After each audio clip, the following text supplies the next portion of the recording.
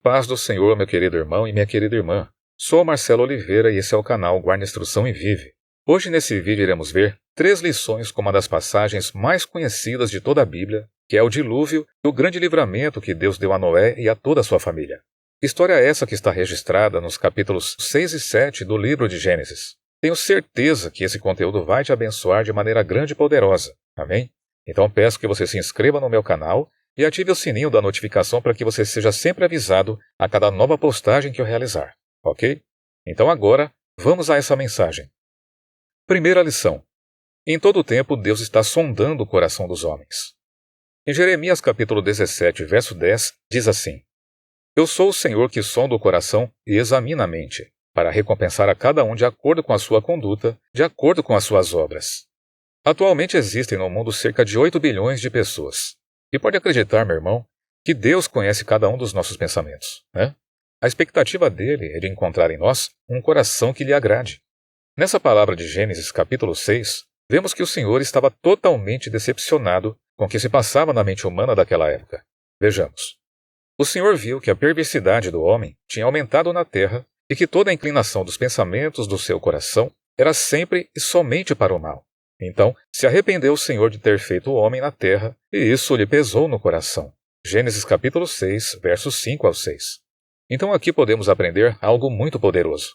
Se queremos que o Senhor se agrade de cada um de nós, é necessário que a nossa mente esteja de acordo com as promessas e o querer de Deus. E assim aconteceu com Noé. As Escrituras Sagradas dizem que Noé achou graça diante de Deus, e que ele era justo e íntegro entre os homens daquele tempo. Gênesis capítulo 6, verso 9. Em Filipenses capítulo 4, verso 8, a palavra de Deus diz: Finalmente, irmãos, tudo que é verdadeiro, tudo que é respeitável, tudo que é justo, tudo que é puro, tudo que é amável, tudo que é de boa fama, se alguma virtude há, e se algum louvor existe, seja isso que ocupe o vosso pensamento. Glória a Deus! Olha só que coisa tremenda essa palavra, meu irmão. Todos os dias devemos orar e pedir ao Senhor: meu Pai, me ajuda a fixar os pensamentos em tudo que é puro, justo, amável, de boa fama e coisas do tipo. Amém? E se a nossa mente estiver recheada de coisas boas, as nossas atitudes serão uma consequência do que estará em nosso coração. Desse modo, estaremos bem com o Senhor, porque os nossos pensamentos estarão alinhados com o querer de Deus. Portanto, o que eu e você temos que fazer é nos encher das promessas do Senhor e moldar a nossa mente com base nelas, né? Claro que isso vai exigir de nós que separemos um tempo durante o dia para estudar as Escrituras. Mas com certeza essa prática fará toda a diferença em nossa vida e nos aproximaremos muito mais da presença do Senhor. Segunda lição. A prática constante da iniquidade atrai o juízo de Deus. Amado irmão, Deus é amor, mas também é justiça. Porque o mesmo Deus que vem com graça e misericórdia para aqueles que o buscam de todo o coração, vem também como leão para os que aborrecem a ele. Iniquidade diante do Senhor é tudo aquilo que contraria as Escrituras Sagradas. Assim que o Senhor viu que toda a disposição mental dos homens daquela época era somente para fazer o que era errado, decidiu então tomar uma terrível decisão. Vamos ver? Então, o Senhor arrependeu-se de ter feito o homem sobre a terra, e isso cortou-lhe o coração. Disse o Senhor: Farei desaparecer da face da terra o homem que criei, os homens e também os animais grandes, os animais pequenos e as aves do céu. Arrependo-me de havê-los feito. Misericórdia! Imagina só, meu irmão e irmã, como estavam os homens daquele tempo. Viviam segundo as suas próprias convicções e vaidades, sem temor nenhum do Todo-Poderoso Deus. E assim como precisamos de instruções para manusear corretamente um aparelho eletrônico ou um eletrodoméstico, assim também precisamos do manual da vida, ou seja, da Bíblia Sagrada, da Palavra de Deus, para nortear os nossos caminhos. Amém? Porque quando uma pessoa, ou até mesmo uma nação, insiste em não observar os mandamentos do Senhor, ambas atraem para si o juízo de Deus. Obviamente que antes do Senhor aplicar uma sentença, é dada várias advertências até um certo tempo, para que uma ou mais pessoas abandonem o erro e decidam ter uma vida de acordo com os princípios divinos. E caso isso aconteça, o Senhor retrocede com relação àquele julgamento. Como foi no caso daquele povo de Nínive, que se arrependeram de suas más obras após a pregação do profeta que Deus tinha enviado para adverti-los. Essa história está registrada no livro de Jonas, capítulo 3, versos 5 ao 10. Amém? Em 2 Crônicas, capítulo 7, verso 14, está escrito: Se o meu povo, que se chama pelo meu nome, se humilhar e orar, buscar a minha face e se afastar dos seus maus caminhos, dos céus o ouvirei, perdoarei o seu pecado e curarei a sua terra. Aleluia. Então quer dizer, quando há arrependimento, existe cura, libertação e salvação, seja para uma ou mais pessoas. Infelizmente não foi o que aconteceu com o povo daquele tempo, que foi duramente castigado através daquele dilúvio por conta de suas muitas iniquidades.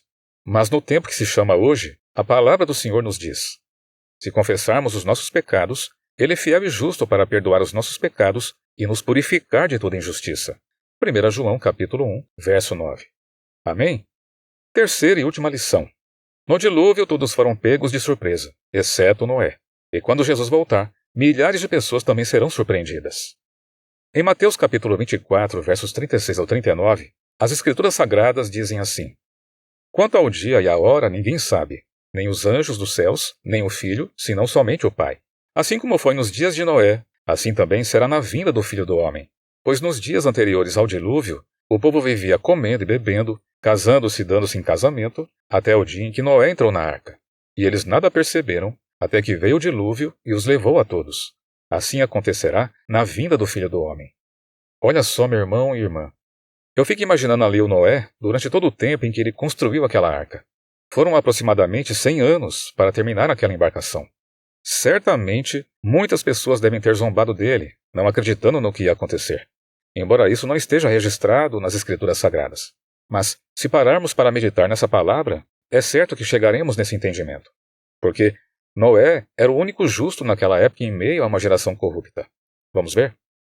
A Noé, porém, o Senhor mostrou benevolência. Esta é a história da família de Noé. Noé era homem justo e íntegro entre o povo da sua época. Ele andava com Deus.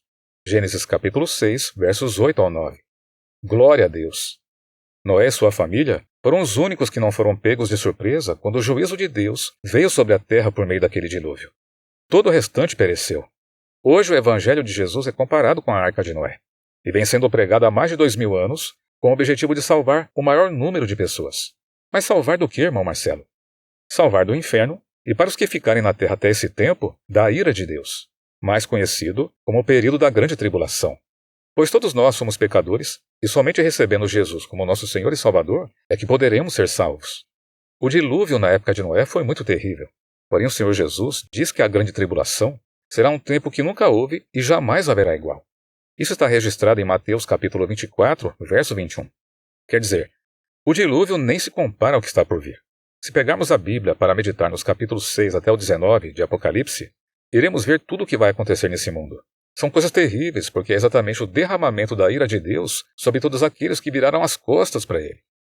Em Apocalipse capítulo 6, versos 15 a 17, diz assim: os reis da terra, os grandes, os comandantes, os ricos, os poderosos e todo escravo e todo livre, se esconderam nas cavernas e nos penhascos dos montes, e disseram aos montes e aos rochedos: caiam sobre nós e nos escondam da face daquele que está sentado no trono e da ira do Cordeiro, porque chegou o grande dia da ira deles. E quem poderá subsistir? Meu querido irmão e irmã, só existem duas maneiras do homem ser salvo do juízo de Deus. Uma das maneiras é sendo fiel ao Senhor, até o último dia de vida, e a outra é através do arrebatamento da igreja, que será o dia em que Jesus voltará para buscar o seu povo fiel e, assim, estar com ele por toda a eternidade. Porém, muitas pessoas não estão dando nenhum crédito à palavra da salvação. Pelo contrário, muitos estão zombando, escarnecendo e vivendo suas vidas de qualquer jeito, como se nada fosse acontecer. E é aí que mora o perigo, porque Jesus foi muito claro ao dizer que será como nos dias de Noé. Naquele dia pegou a todos de surpresa. E assim será no dia de sua volta. Muitos ficarão para o tempo do juízo de Deus sobre as nações, inclusive sob o governo do Anticristo. E nós não podemos correr esse risco. Em 1 Tessalonicenses capítulo 5, versos 4 ao 6, a palavra do Senhor diz assim: mas vocês, irmãos, não estão em trevas, para que esse dia os apanhe de surpresa como ladrão. Porque vocês todos são filhos da luz e filhos do dia. Nós não somos da noite nem das trevas. Assim, pois, não durmamos como os demais. Pelo contrário, vigiemos e sejamos sóbrios. Aleluia!